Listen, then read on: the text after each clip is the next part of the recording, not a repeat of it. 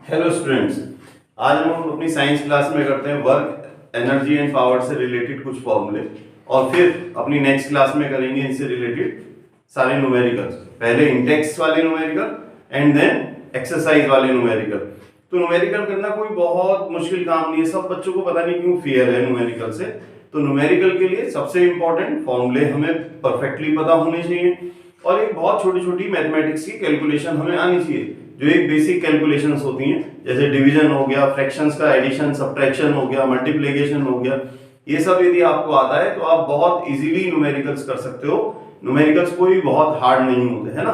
बस हमें समझना है थोड़ा सा और फॉर्मूलों पे फोकस करना है कि क्या क्या हमारे पास फॉर्मूले हैं, कैसे हम उनको अप्लाई करें। ठीक है, चलो तो हम स्टार्ट करते हैं। पहले हमारा जो वर्क, एनर्जी एंड पावर है उसका फर्स्ट फॉर्मूला वर्क से रिलेटेड है। तो वर्क जो है, work is equal to force into displacement.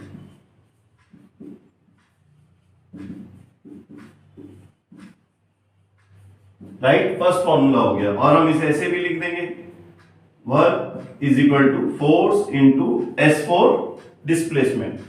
Second, यदि कोई इंक्लाइन प्लेन है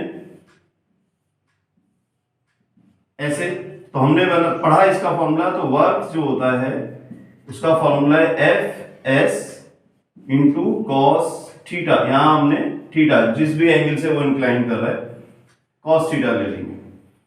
थर्ड, हमारे पास आता है power. Power is equal to work done upon time. तो P is equal to W by T हो गया। फिर हमारे पास फोर्थ फॉर्मूला आ रहा है, इसे मैं रब कर देता हूं, काइनेटिक एनर्जी।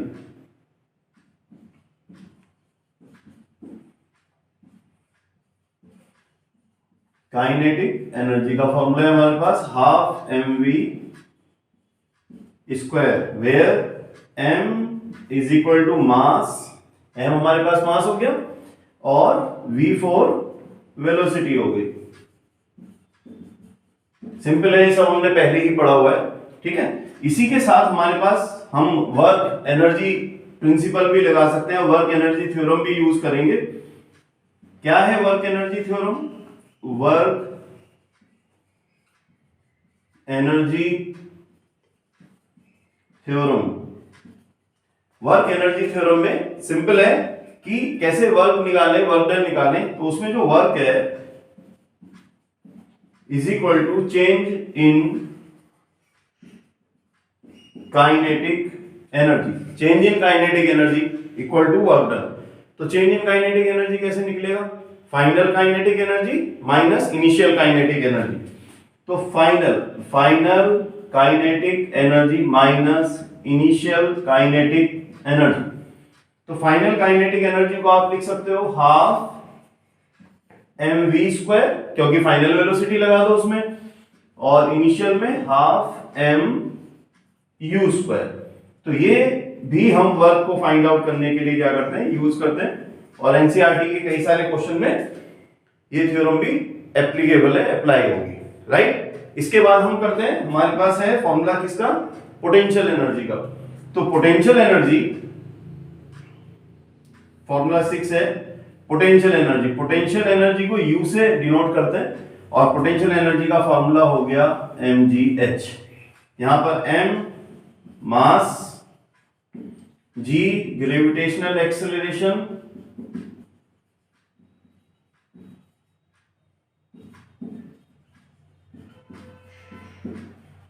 और h हमारे पास हाइट होगी। राइट, g की वैल्यू गिवन होती है, या तो 9.8 है और या हम उसको क्या ले सकते हैं, 10 ले सकते हैं। अब इसके बाद केवल हमारे पास एक फॉर्मूला बचता है और वो फॉर्मूला है, फॉर्मूला नहीं है, उसके एक रिलेशन है, 1 यूनिट कितने जूल्स के इक्वल होती है। तो उसको और हम सॉल्व कर लेते हैं, यहां पर ही कर लेते हैं 7 में। देखो यहां से क्लियर कर लो, 1 यूनिट आपने देखा होगा, हमारा जो इलेक्ट्रिसिटी का बिल आता है वो सब किस में आता है, यूनिट्स में आता है। तो 1 यूनिट हमेशा इक्वल होती है 1 kWh के, यानी 1 किलोवाट आवर के। तो इसको जूल में कन्वर्ट कर लेते हैं। 1 किलो मतलब 1000, यानी 1 इंटू 1000 वॉट आवर, और आवर को सेकेंड्स में कन्वर्ट कर लीजिए, 1 into 1000 into 60 into 60, 1 hour is equal to 60 minutes और 1 minute is equal to 60 seconds. ठीक है, तो यहां हमारे को सॉल्व करा हमने, तो आया हमारे पास 6 6 जा 36, 1 2 3 4 5 और 5 जीरोस आ गई।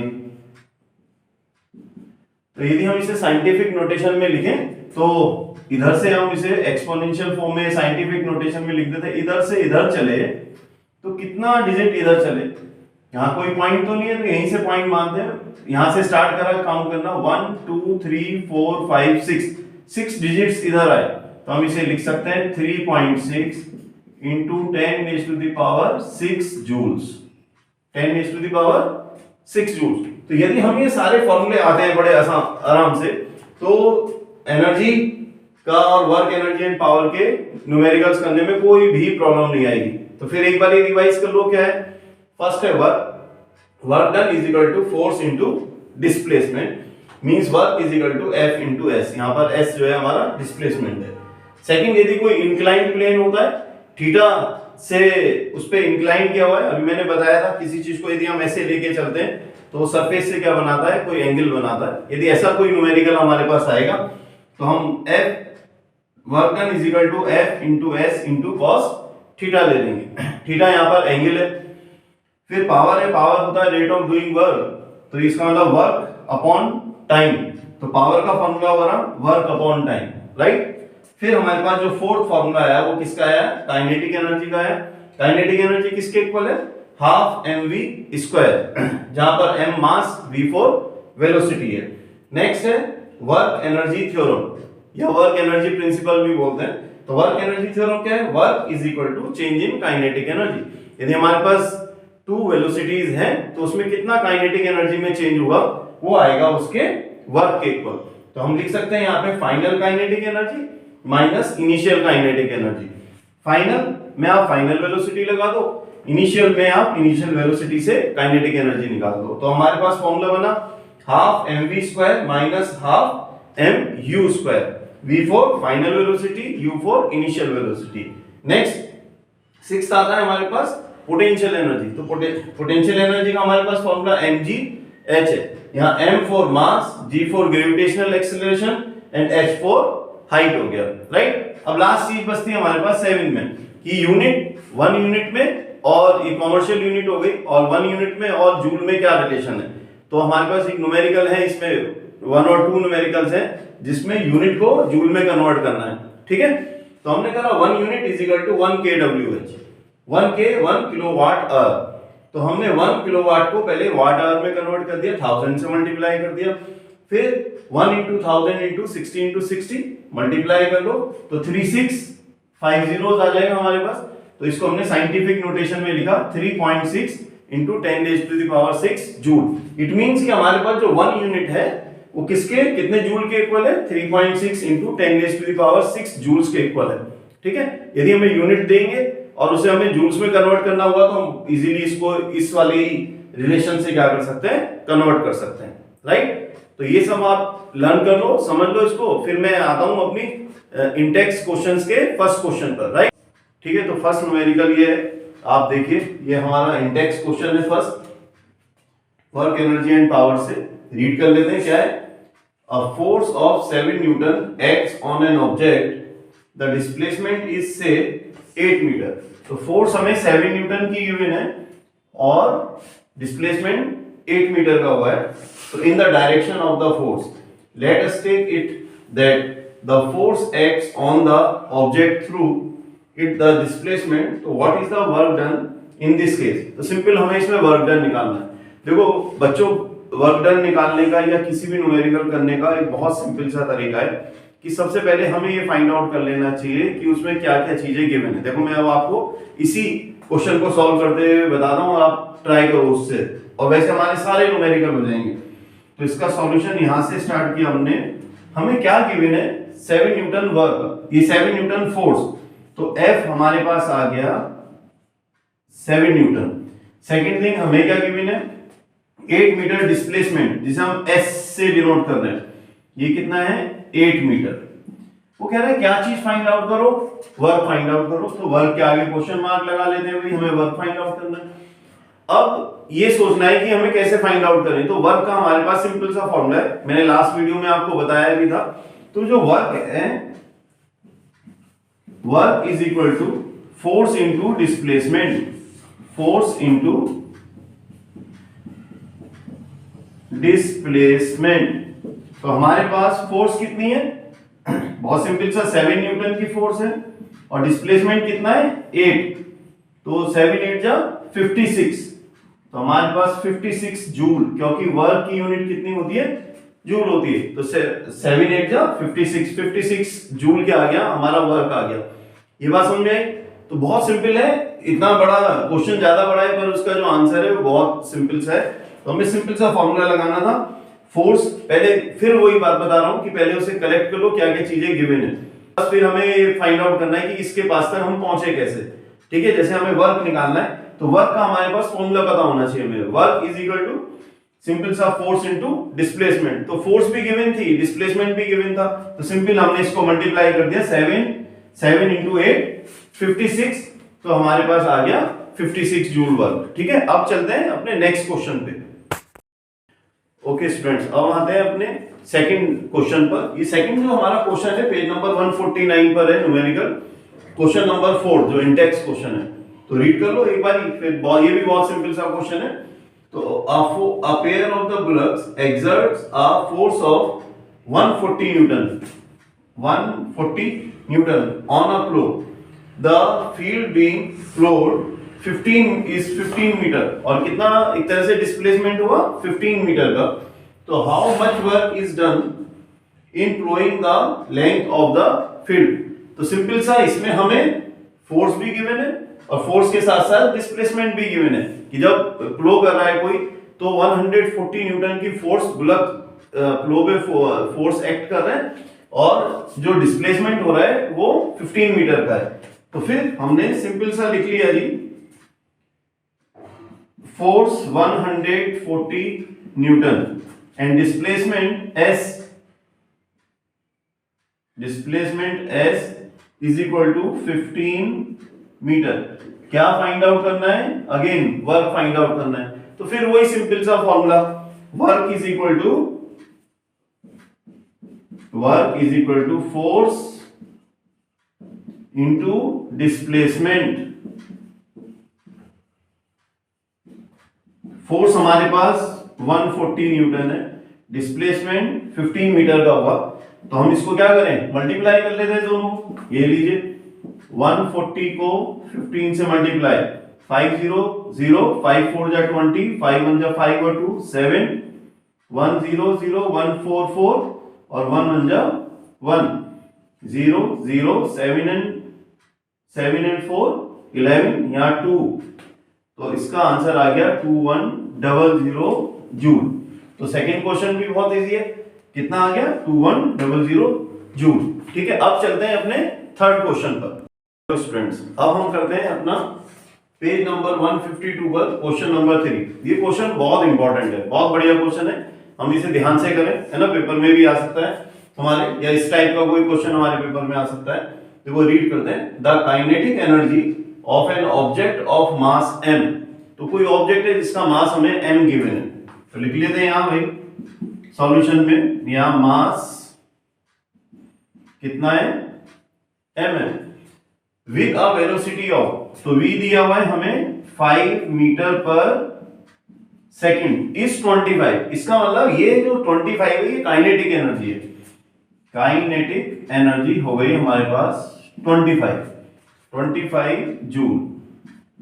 हमसे पूछा क्या है, what will be it's kinetic energy when its velocity is double. तो यदि हम इसकी वेलोसिटी को डबल कर देंगे तब इसकी काइनेटिक एनर्जी कितनी होगी और उस पर क्या इफेक्ट होगा। सही, तो काइनेटिक एनर्जी गिवन भी है और काइनेटिक एनर्जी हमें निकालनी भी है, पर कंडीशन चेंज कर दी। कंडीशन चेंज क्या करी कि उन्होंने इसकी वेलोसिटी को फर्स्ट ऑप्शन में डबल कराए और सेकंड क्वेश्चन में उसकी एनर्जी को उन्होंने 3 टाइम्स कर दिया है। कितना कर दिया, 3 टाइम्स। तो इसको निकालने का सबसे सिंपल तरीका है कि सबसे पहले जो हमें गिवन है उसको देखें। हमारे पास मास यहाँ पे केवल m गिवन है, तो पहले हम मास निकाल लेते हैं। इसके फर्स्ट पोर्शन में मास फाइंड आउट कर लें। तो सिंपल सा काइनेटिक एनर्जी का फॉर्मूला यूज करो। Kinetic energy is equal to half mv square, ये सबको पता है।